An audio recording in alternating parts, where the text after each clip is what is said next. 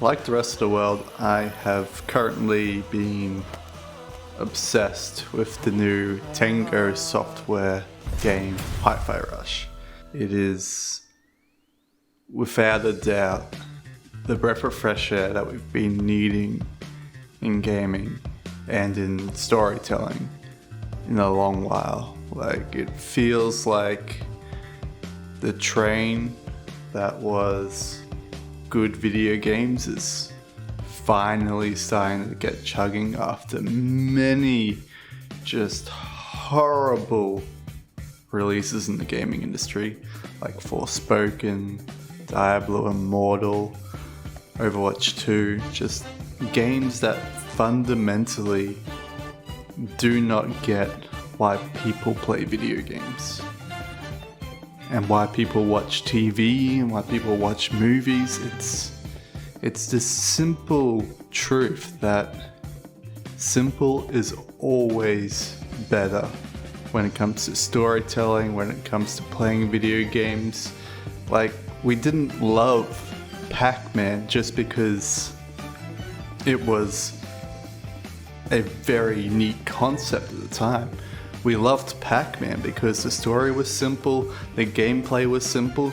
You're a guy that eats pellets, and when you eat a certain pellet, you can then eat ghosts. And what's your goal in the game? To get all the pellets.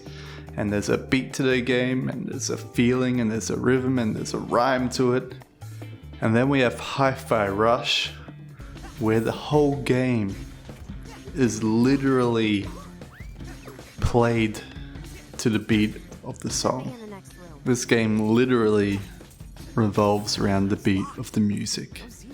Every action that Chai makes, from even just his stationary animation, he snaps along to the 4/4 beat. And so every single move in the game, slowly but surely, bends you to its will, to its beat, to its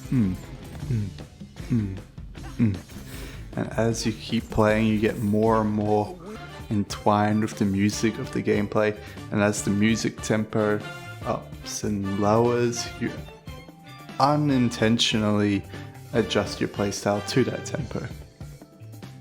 And all of the boss fights and all of the counters, they all hit to that beat, and they try to get you to play to the beat, and it just works. And the story is the same way. Every single character, you can understand every single aspect of that character from the first few seconds of meeting that character.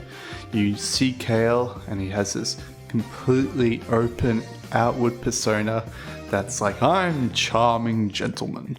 And then instantly we see him at the other side of him, on the other side of the floor. And he's just a pure piece of shit. And then we have his co-workers, every single one of them.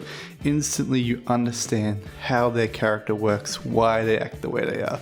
Rekka is just, I'm going to get the job done no matter what. We then have Mimosa, who is the vapid yet very smart person who just wants to get the world to see them and revolve around them and give attention to them. And it just works. You know, Chai, he's always going to be that dumb but straightforward, matter-of-fact person. Like Sokka from Avatar. You know, he's not the brightest bulb in the shed, but he's always going to go in a straight line. It's important. And same with the story. There's no grand dream of villainy. They're not, oh, I'm a villain because I was abused in my youth and this abuse led me to, for some reason, want to genocide people. It was just, I want to make money. And the best way to make money is by mind controlling every single person on the planet so they always buy my product, so I always make the most money. It's a very simple and logical thing. And you can see that in a lot of media companies. They don't really want to provide products to people. They just want to provide a product and people just will buy it because they made the product. They don't care if it's good or not. And then this game comes out there and it is good, and it's blatantly pointing and laughing at every single media company out there today, saying, this is how you fucking do it. This is how you make art, and it is simple and it is perfect. There's no political or ideological beliefs other than just be a good person and do the right thing. That's as far as its moral complexity goes. There's no obvious sexualization of characters just to sexualize them. There's no forced diversity in the game. It is just happens to be diverse because those are the characters in this story. And of that diversity, it's not vast. It's not like this is the black character. This is the strong character. His skin color happens to be darker than white. This is the strong lady. Her accent happens to be Scottish. It's not an intrinsic part of her character, it's just her character. And then you have Peppermint, who you expect outwardly to be just that in-your-face radical character, but she isn't. She is just your heroine who just wants to fix the wrong that's happened in her life. And she's not playing the victim card. She's not looking for a righteous savior when she meets Chai. When she sees Chai, she just sees someone else that needs a helping hand, and she lends a hand, and then from that hand lending, her goals are realized and Chai's goals are realized at the same time. And it just works. All of the bosses out there, they all have perfectly sound reasoning for being the way they are. Zanzo is a fantastic character study because he's not evil at all, but his methods are. His one goal in life is to just make his dreams come true, and he doesn't give a shit about everyone else that gets in the way. He wants to test his robot to make sure his robot's doing exactly as it's designed, and he doesn't care if that test subject gets injured or even murdered in the course of this accident. Because all he cares about is that his robot gets improved and gets better. And he's very superficial. He wants to see his art perfected. And this is his own downfall throughout his story arc. But throughout it all, he was never intentionally evil. He's not after the defect, Chai, for being a defect. He's after it because it bothers him that he cannot beat Chai. It's just in his nature to want to win. And it's just well done. And then we have Rotherford, who his evilness is the same way that a corporation is evil. They care about the bottom line, and their bottom line is, this is a company. It needs to make profit. It can't waste money on doing the right thing. All it cares about is getting the profit in.